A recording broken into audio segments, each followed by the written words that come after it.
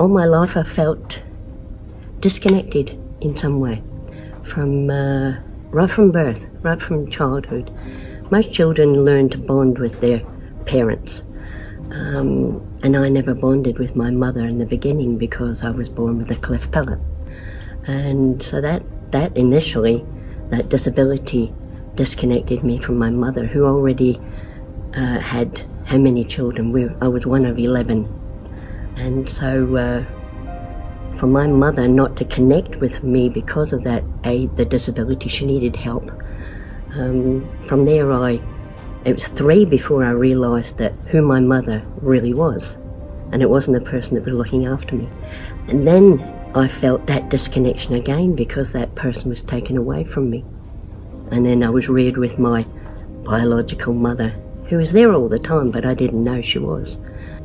That day, seeing those gates and my mother taking me into kinder, and telling the person, this is Marjorie and I'm her mother. And that was the first time I realised that my mother was my mother. And through my life I had this disconnection, the same thing with siblings. I felt like I was in between. I was the 9th child in this family, and in between 2 girls and 2 boys. So I didn't have anyone to play with, that sort of thing. And it wasn't until years and years later that with my relationships that I had with different young men as I was growing up, the horrible things that I'd actually been through and in as a teenager, involved in drugs, involved in all sorts of areas where I probably shouldn't have been, but because I had no guidance, really. My parents had so many children that by the time they got to me in my teenage years, they'd like, oh, just go for it, not really wanting me to go for it, mind you, but they were just tired. I married an Australian man. I gave birth to a little boy, and I lost him a week after he was born. And it just took me to a place where, I'd never been. I'd hurt from disconnection over the years so many times that I'd learned to, what's the word, go with the punches. And so it was just another loss, another thing to grieve. And but it was more so because God really reached into my heart, and he took me to a place, and it was at the foot of the cross, and he told me, I love you so much. I know what it feels like to lose a son, to have him die, and that's when I learnt about the love of God.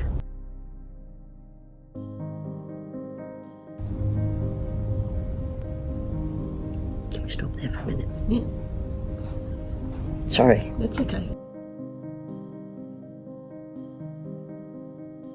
When my son died, the pain from there was just the loss, a feeling like I've had my arm cut off. You know, part of me was missing. So I began searching. I began looking, and I couldn't believe how God just got in there. 2 weeks after my son died, I was approached by my niece, who asked me to if I could take her to see a movie on Martin Luther. And of course I'm going, Martin Luther, that black guy, you know, the one that gets no, that's Martin Luther King. It's not Martin Luther. I had no idea who Martin Luther was. And I said, oh yeah, well, why? And she said, well, it's probably some church mob that's doing it, she says, and my sister, and my mum won't take me. This is my sister. And I said, oh, okay. And she, that makes it all right for me to take you? Right, yeah, no problems, I'll take you. Well, it was a 2-hour epic film, and I was just drawn into that whole vision of the Reformation, just drawn into it. in how God touched that man's heart, in able to reach out to other people. And see, for me, it was a start for me. It was almost like I needed to touch out, I needed to reach out and tell people about what God had done for me in healing that pain and that hurt. Instantly, within that movie, I felt that, having myself being put back together like a jigsaw puzzle. And I'd always, since then, I've recognised that there's a piece in all of us that's God-centred. And if that piece isn't put back into us, we're incomplete. And we never find that joy in our life without that peace. And it was while I was watching that film that peace all of a sudden just fitted. How, I don't exactly know, but it just, God has a wonderful way of touching us in different ways. And I think that's what being brave is all about, is learning to reconnect and learning to love someone who loves you. Being prepared to be brave and step out and be loved, because you become vulnerable. And it's within that, and I was still growing, that after that my marriage broke up. I went from relationship to relationship. Well, not many. I call myself a 4X.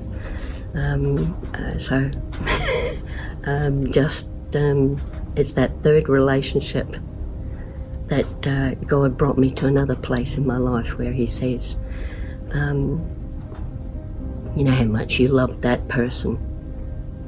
You gave 100%. I never gave 100% to my husband. We'll sometimes keep a little bit to ourselves. But it's when we become vulnerable, when we give ourselves 100%, that we truly learn to commit, we truly learn to love.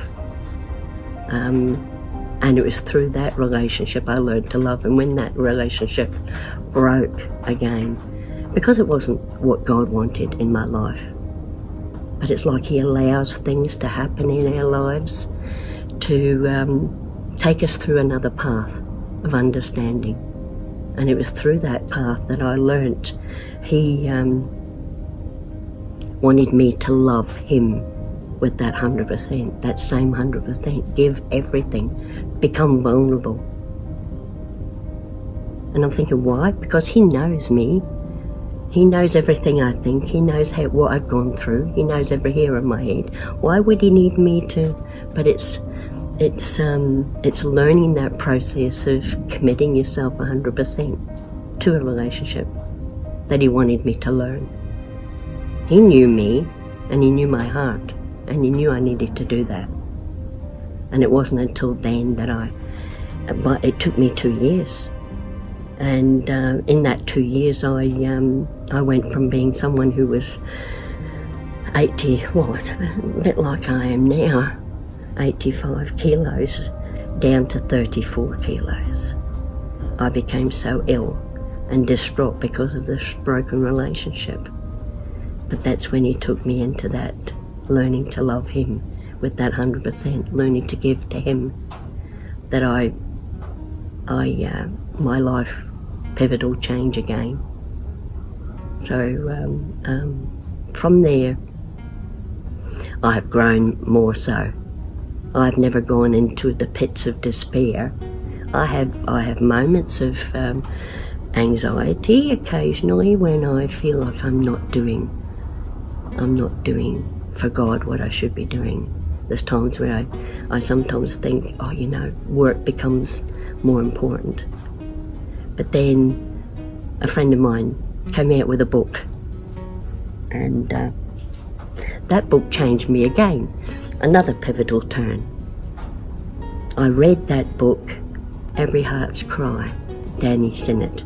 She is an amazing author, and someone who I saw her become vulnerable with this book and become unsure at times. Unsure. And I kept saying, no, you have to get that book out. You have to get that book out. People need to read it. People need to see it. I've since purchased, I think, 30 or 40 of those books, and I've got 2 left. I've written 3 full notebooks and comments, and I'm on to my 4th book now. It's like a treasure. It's like a little treasure box, you know, like treasure chest, where you can open it all up and go, oh right, this one, that one. All these gems that are in there, and pack it all back in again. And then tomorrow I open it again. Every day I read it, bits of it. I've got little notes stuck in here, and I sometimes go, why didn't I see that the first time I read it, or the 9th time I read it? But I've read it 17 times. I'm on to my 18th time of reading it, and it still inspires me. If you get a chance to read this book, I would encourage you to do that, because it's changed my life again and helped me to understand a little bit more about how to